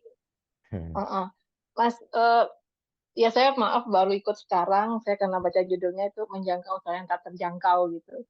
Terus yang saya kira misalnya nggak terjangkau itu salah satunya masyarakat adat. Nah ini kalau satwa, pohon gitu kan yang nggak terlindungi dan sekarang terancam itu apa termasuk apa enggak ya? Nah, bagaimana cara kita memberitakan itu? Apakah harus menunggu misalnya di media mainstream? Apakah menunggu traffic dulu gitu? Ya saya cuma apa ya, tadi tertarik itu ya waktu mau ikut. Saya kira yang nggak terjangkau itu seperti masalah adat dan satwa segala macam perlindungan lingkungan gitu. Nah terus ya saya ingin dapat pencerahan dari Mas Hari dan Beli Komang gitu. Itu aja Mas. Makasih. Baik, silakan. Ya, kita mengajari ikan berenang ini kalau soal Uni Febrianti. Ada Mas Ai juga nih di sini kalau mau Iya. sharing-sharing juga tentang Silakan. jurnalisme lingkungan. Saya kira memang tanggung jawabnya tidak cuma di media mainstream kalau menurut saya. Ada beberapa model media yang menarik yang tadinya mau saya coba sampaikan juga. Cuma mungkin nanti di grup WhatsApp ya. Di India terutama itu banyak sekali media-media alternatif, media-media komunitas yang sebagian juga disupport sama ICFJ ya. Sama MDIF, beberapa donor internasional itu mencari model-model media yang melayani kebutuhan komunitas yang quote-unquote tidak terjangkau itu, unreachable oleh media arus utama. Membuat media untuk pohon dan satwa tadi idenya Pak Yanti itu menarik banget. Tentu pohon dan satwa tidak bisa baca ya, tapi kan ada orang-orang yang harus kita ingatkan tentang signifikansi peran ekosistem, bagaimana konservasi itu harus kita letakkan dalam proporsi yang signifikan dalam pembuatan kebijakan publik gitu-gitu. Dan itu sebetulnya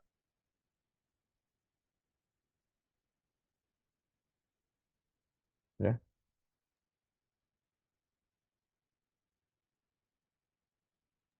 Komang. Hilang suaranya Bang. Iya, hilang. Nah, kita tunggu. Komang hilang nih suaranya.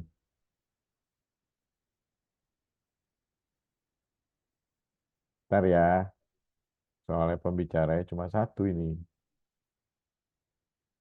Ntar saya cek dulu. Halo,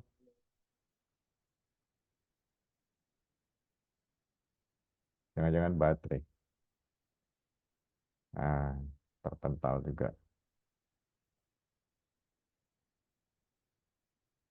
Ya, sementara menunggu Beli Komang kembali ya, eh, saya ingin merespon Febrianti tadi. Kelompok-kelompok yang rentan dalam arti mereka tidak mendapatkan kebenaran yang hakiki atau kebenaran yang sesungguhnya mereka butuhkan, tapi lebih banyak menerima hoax atau disinformasi itu yang menjadi target kalau ingin mengajukan proposal. Ya, jadi teman-teman yang mulai hari ini sudah bisa berpikir, pertama siapa kelompok targetnya?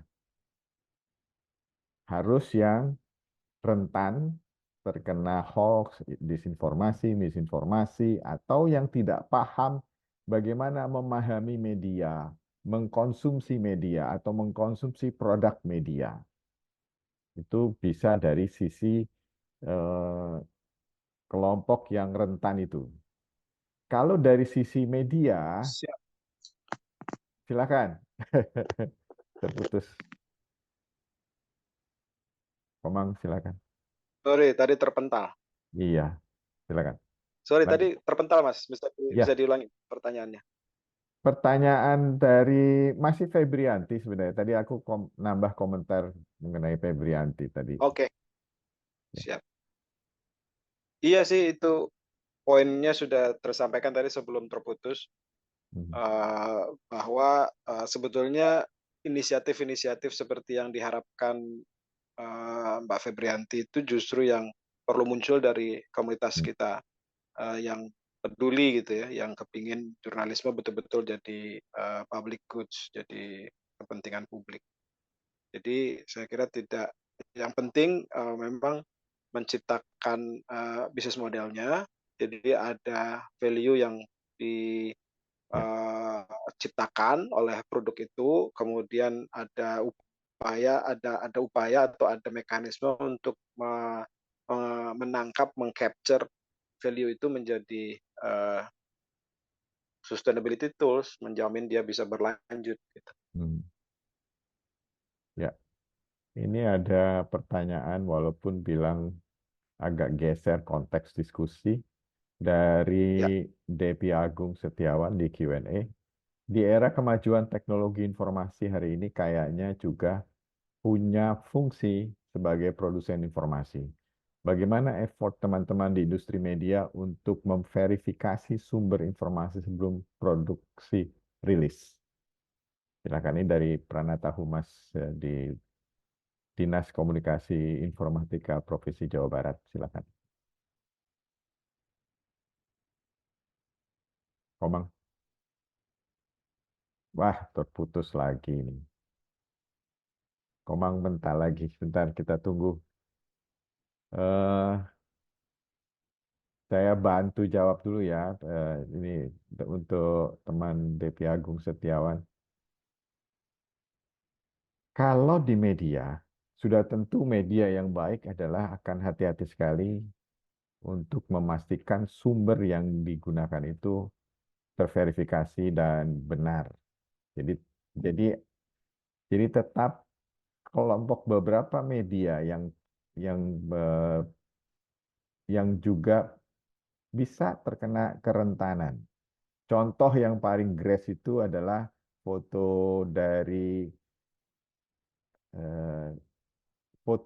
dari keluarga Inggris itu yang kemudian di take down oleh media-media besar di Inggris seperti Reuters dan kemudian BBC dan lain-lainnya itu membatalkan publikasi foto resmi dari istana Buckingham itu karena dinilai fotonya tidak asli karena hasil editan. Jadi bisa saja media besar seperti itu baru sadar kalau konten yang mereka publish itu tidak layak berdasarkan standar kualitas mereka.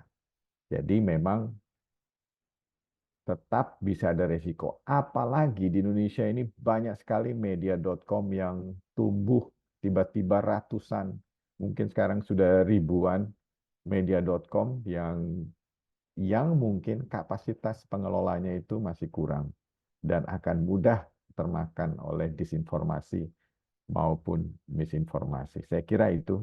Teman-teman, kalau masih ada pertanyaan, silakan loh. Masih ada pertanyaan, teman-teman? Jadi saya ulangi, teman-teman harus mengikuti paling tidak 3 webinar, ya 3 webinar. Masih ada 2 webinar lagi minggu depan dan minggu selanjutnya.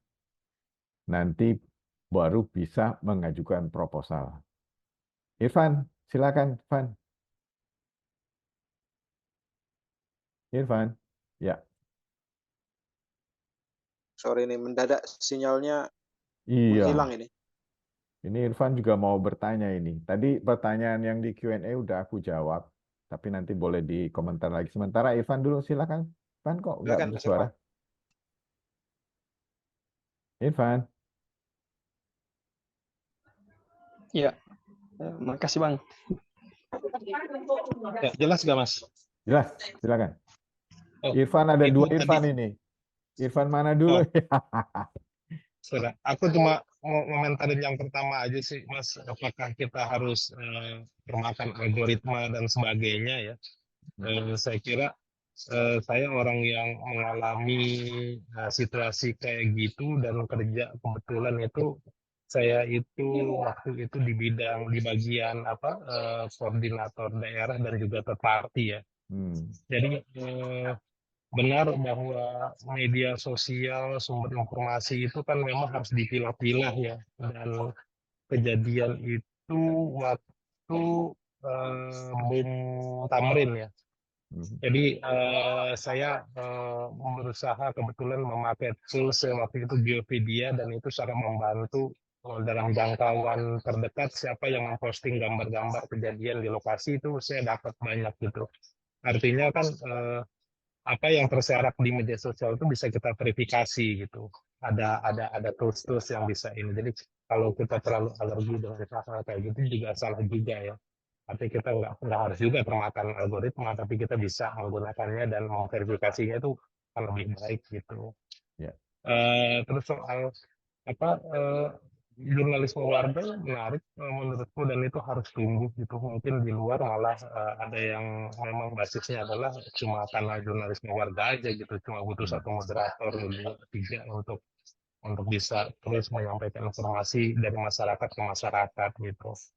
Dan utamanya buat kasus-kasus korupsi itu kan menjadi penting ya. Kalau Tempo kan bisa ada mungkin whistleblower sistemnya ya, yang cukup menarik. Kalau itu memang harus anonimus, bisa anonimus gitu ya.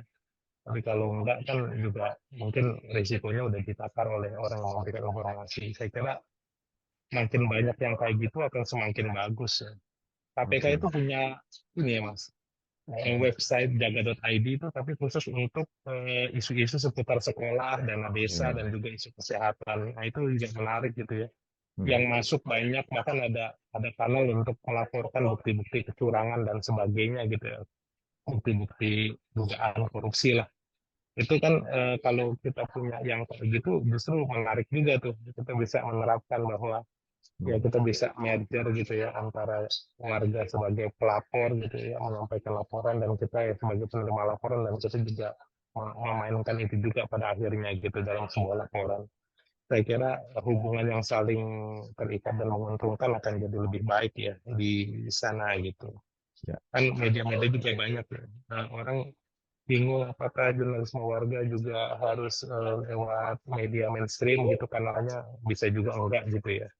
Karena saya di third party itu saya justru menyisir gitu mereka yang melakukan posting-posting itu untuk bisa saya gunakan sebagai pemberitaan sebetulnya. Jadi mereka ada yang pakai apa ya, YouTube, ada yang pakai Twitter dan sebagainya gitu. Ada beberapa source yang kita gunakan untuk memantau satu isu, biasa pangan ini itu dan sebagainya. Jadi saya udah terbiasa tuh kerja melakukan monitoring itu dengan berbagai tools itu kayak TweetDeck dan sebagainya juga termasuk yang berguna. Jadi saya kira kita nggak bisa harus alergi gitu ya, karena justru jurnalisme itu yang harus bisa beradaptasi dengan situasi saat ini gitu. Dan itu adalah cara selamat untuk jurnalisme ke depannya kalau menurut saya.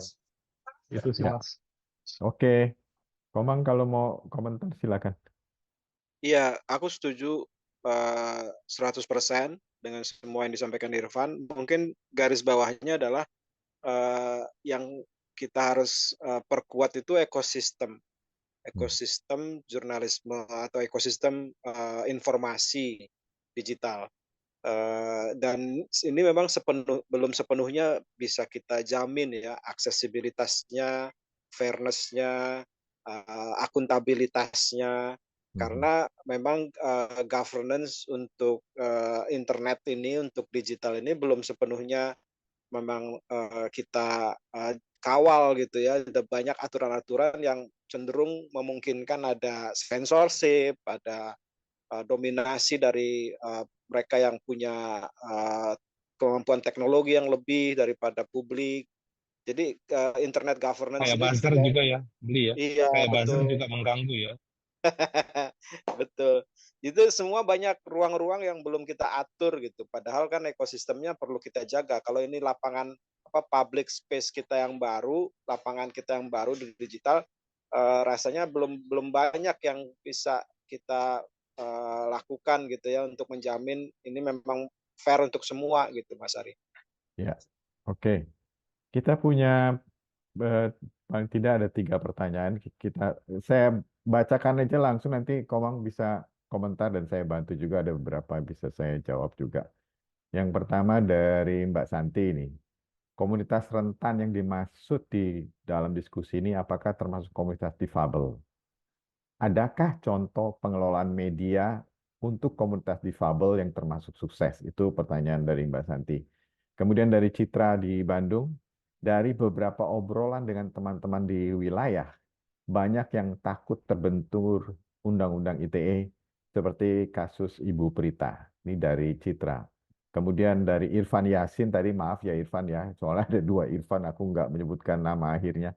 Pertanyaan, bagaimana mengetahui sumber valid informasi yang disampaikan melalui pemberitaan media, Bang? Karena terkadang narasumber hanya sebagai bentuk memperkuat narasi yang sudah dibuat media. Oke, silakan Komang. Ya, yang pertama soal difabel, mungkin medianya teman-teman Mitra Netra salah satu yang cukup reliable gitu ya, karena ini dibuat sendiri oleh sebuah CSO yang memang beranggotakan dan melayani kebutuhan difabel, teman-teman difabel. Jadi saya kira itu jadi contoh. Kita di Tempo pernah mencoba bikin kanal khusus tentang isu-isu difabel, tapi rupanya kita tidak menyiapkan infrastruktur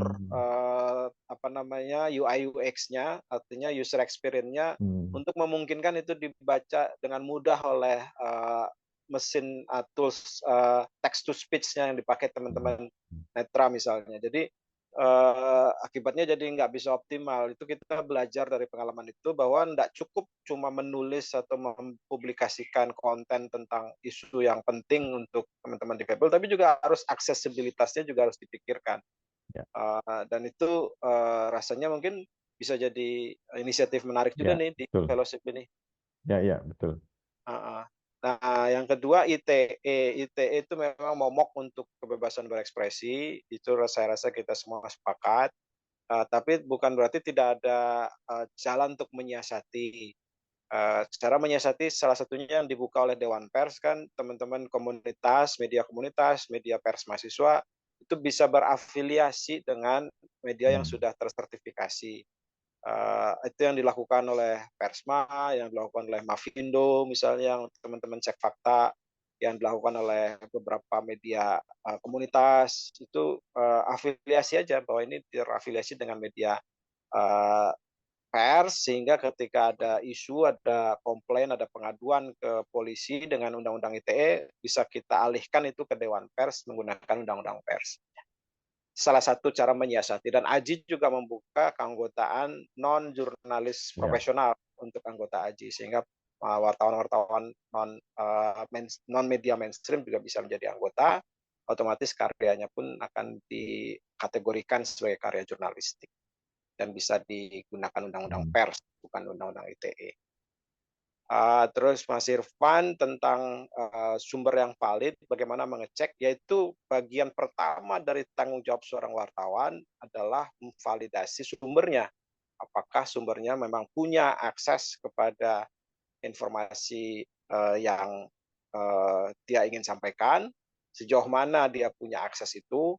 Misalnya ada orang nih klaim saya tahu ada korupsi di sekolah X gitu. Tapi Anda bagaimana tahunya? Oh, saya tahu dari teman saya. Temannya di mana kerjanya? Di sekolah sebelahnya. Nah, itu kan cara-cara sederhana untuk memvalidasi informasi. Jadi kalau Anda dapat informasi, pertama tentu harus diverifikasi sebelum dikonfirmasi, baru dipublikasi. Jadi syarat sebuah informasi bisa jadi berita itu cuma dua, terverifikasi informasinya dan terkonfirmasi. Ya. Itu mungkin. Ya, saya nambahkan pertanyaan Mbak Santi ini. Ya, Ya. betul. Difabel terutama kelompok netra ya. Kelompok salah satu tadi sudah disebutkan Mitra Netra itu organisasi yang membantu teman-teman tunanetra untuk bisa mendapat fasilitas publik yang lebih baik. Nah, yang belum adalah bagaimana teman-teman tunanetra ini bisa mendapatkan informasi yang mereka butuhkan, bisa diakses, karena tidak semua media itu bisa didengarkan. Itu salah satu, mungkin menambah tools, aplikasi untuk bisa mendengarkan berita. Itu salah satunya. Itu model usaha bagaimana supaya tidak tersingkirkan sebagai kelompok yang tidak mendapatkan berita yang ada. Tapi tetap bagaimana mereka menyeleksi mana berita yang penting mereka butuhkan. Seringkali ada bias antara penting dan kebutuhan. Itu juga sesuatu yang perlu dipertimbangkan ketika ingin mengajukan proposal. Bisa. Kalau Citra, Tempo Witness itu salah satu strategi bagaimana teman-teman jurnalis rakyat Tempo Witness itu bisa dilindungi undang-undang pers, menjadi bagian dari media. Tadi ada pertanyaan juga, kenapa, tadi Irfan tadi, kenapa tidak harus kan jurnalis warga atau citizen journalism itu menginduk atau bermitra dengan media. Ketika undang-undang ITE masih dilaksanakan dengan seperti yang sekarang ini, tetap akan ada risiko buat mereka yang memposting dimanapun, termasuk bikin media sendiri dan tidak terdaftar di Dewan Pers. Itu komentar saya. Dan kemarin tuh saya diminta untuk bikin poll katanya. Bikin poll, bentar saya mau lihat mana dia pollnya ini. Poll quiz. Session 2 ya, session 2. Tapi dalam, kok ini dalam bahasa Inggris, ntar saya cari yang bahasa Indonesia. Section 2. Semua dalam bahasa Inggris, sebentar saya share. Gak apa-apa ya, dalam bahasa Inggris. Silakan ya, silakan diisi pertanyaan pertama.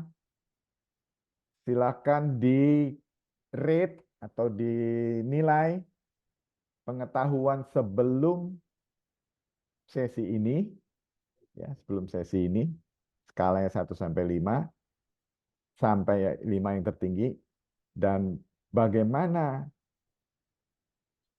menjangkau kesulitan menjangkau audiens dan general audience, dan bagaimana kemudian bukan hanya menjangkau tapi engage, berinteraksi. Silakan, itu yang pertama. Atau silakan teman-teman bisa mengakses toh. Kelihatan tidak punya kuisnya ini? Kelihatan muncul ya Kelihatan. di Ya, layar kita. muncul kan? Silakan pilih. Tolong diisi teman-teman. Diisi silakan.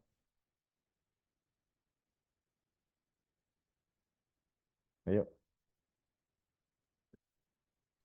Harusnya bisa langsung dipresentasikan hasilnya ya Mas Ari. Iya, nanti kalau sudah di end nanti akan muncul sendiri. Itu sendiri hasilnya ya. Iya. Bisa semua pertanyaan terlihat kan ya, ada 5.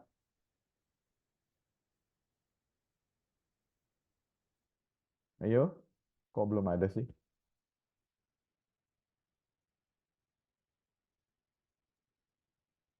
All in progress.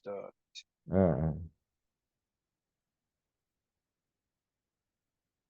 Jadi selamat berbuka puasa untuk teman-teman di Di tengah timur Indonesia ya? Tengah. Timur udah duluan mungkin. Udah duluan ya? Tadi Wita ya, Suiroli. Iya. Barat masih nunggu 1 jam lagi. Iya. Loh, ada yang nggak muncul ini. Ini bisa tuh. Oh, Di bawah itu ada pool. Coba diklik. Nggak muncul ya? Ini bisa itu, ada yang bisa ngisi. cari di bawah pool Di quizzes bawah ada gitu. pool quiz ya. Di menu bawah itu Iya. tinggal dipilih gambarnya grafis, tabel. Pool garis miring quizzes. Bang bahasa Inggris betul. Iya, bahasa Inggris, sayangnya nggak ada bahasa Indonesia. Apa perlu saya terjemahkan? Ini lumayan sudah 15% yang ikut.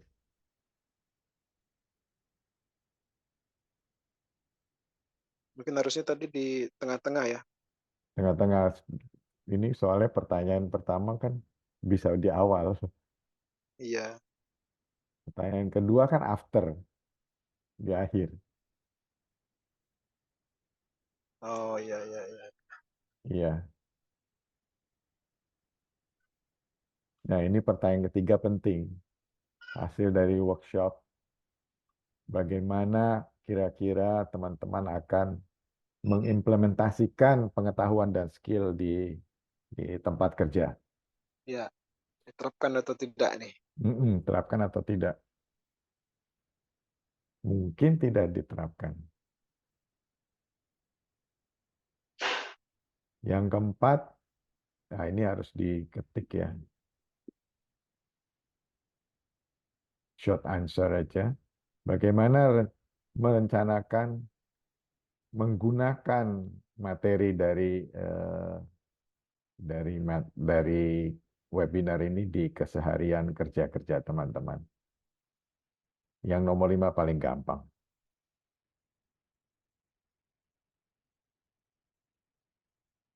Baru 32%, saya kasih waktu lagi masih cukup. Jadi Untuk... di sesi 1 kita lupa bikin poll ini ya? Iya. Habis nggak ada perintahnya. Iya, iya, iya. Baru dikasih tahu, gimana poolnya? Lah, nggak ada keharusan itu. Nggak Kita dikasih bisa tahu. bikin Google Form aja. Nanti teman-teman yang masuk ke grup WA, yang ikut sesi 1 mungkin bisa diminta tolong isi Iya. di Google Form. Nanti diterjemahkanlah yang sebelum ke depan ini, yang ketiga. Iya.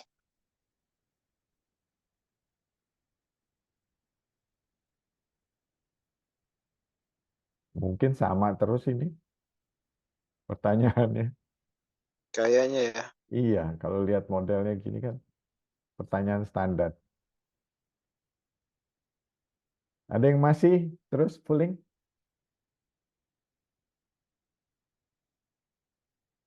Ya, ini tadi saya yang paling gampang dulu, nomor 5. Apakah trainer menyampaikan pemahaman atau pengetahuan yang utuh? Iya toh, terjemahan gitu kan. Did the trainer display the rough knowledge of the content? Menyampaikan keseluruhan ya, pengetahuan, konten pengetahuannya.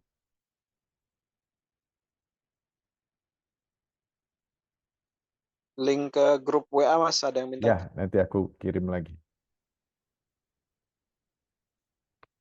Pertanyaannya tidak muncul, kata Musa. Udah diklik nggak muncul. Di link paling bawah itu Mas. Iya. Poll and quizzes. Iya, itu poll and quizzes. Poll garis miring quizzes.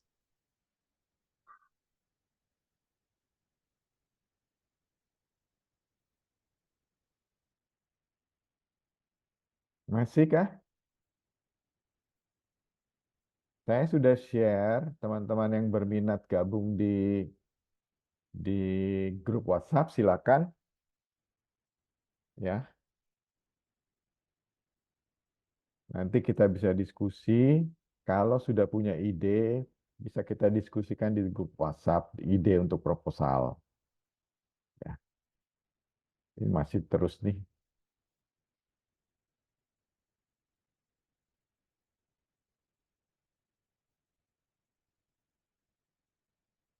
Masih banyak yang belum bisa ya.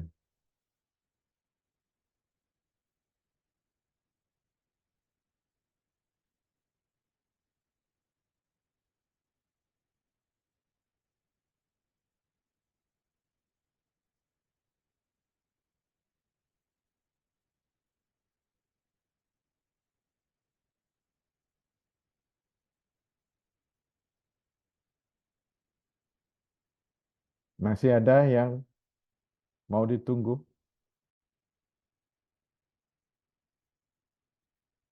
Ya, kalau sudah mau saya tutup atau yang sudah isi pool bisa siap-siap di Indonesia bagian barat untuk siap-siap menyiapkan buka. Baik, kalau gitu saya tutup ya poolnya ya. Boleh? Siap. Oke, saya tutup poolnya. Terima kasih banyak. Baik. Ini Terima kasih semua. Resultnya seperti sudah bisa dilihat belum resultnya? Kenapa? Ini sudah saya share, bisa kelihatan loh resultnya. Untuk pertanyaan pertama, Illustrate your knowledge. ya lumayan 4 ya skornya ya. Artinya pengetahuan sudah tinggi sebenarnya. Ya. Nah, dibandingkan dengan pertanyaan kedua, skornya naik yang nomor 4-nya naik, nggak ada yang nomor 5. Paling tidak nomor 3 lah. Untuk pertanyaan ketiga, skornya 4, dan pertanyaan keempat, saya belum lihat nih mana answernya. Kok nggak muncul ya? Oke. Anyway, ini akan di record, dicatat sama ICFJ untuk masukan-masukan. Terima kasih banyak teman-teman sudah mengikuti webinar kedua. Terima kasih Komang untuk penyampaian materinya. Rasanya saya juga banyak mendapatkan insight yang bagus. Dan mudah-mudahan teman-teman bisa memikirkan kira-kira proposalnya seperti apa. Kalau sudah punya ide, silakan share di grup. Dan kalau tidak mau, ya tidak apa-apa. Dalam arti takut nanti siapa ide saya diambil. Tidak, tapi kan nanti kalau target teman-teman adalah komunitas di wilayah teman-teman, kan teman-teman di Surabaya punya komunitas sendiri, teman-teman di Sulawesi kan beda komunitasnya, walaupun mungkin idenya serupa. Ya, baik. Terima kasih banyak. Selamat berbuka untuk teman-teman yang sudah berbuka di Indonesia Timur, Indonesia Tengah, dan bersiap-siap loh teman-teman Indonesia Barat. Jangan lupa minggu depan kita ketemu lagi di jam yang sama hari Kamis. Terima kasih. Terima kasih Mas Ari. Assalamualaikum warahmatullahi wabarakatuh. Kebetulan di sini udah buka, mataharinya udah tenggelam. Aduh Udah ya. buka. Silakan. Silakan. Ya, semua sehat-sehat ya. Puasa ini riskan ini kena penyakit. Terima kasih semuanya. Terima kasih. Terima kasih. Terima kasih Mas Hari. Mas Hari di Komang. Hari Mas Terima kasih. Terima kasih Mas Komang. Dan Mas Terima kasih. Saya stop ya ininya recordingnya.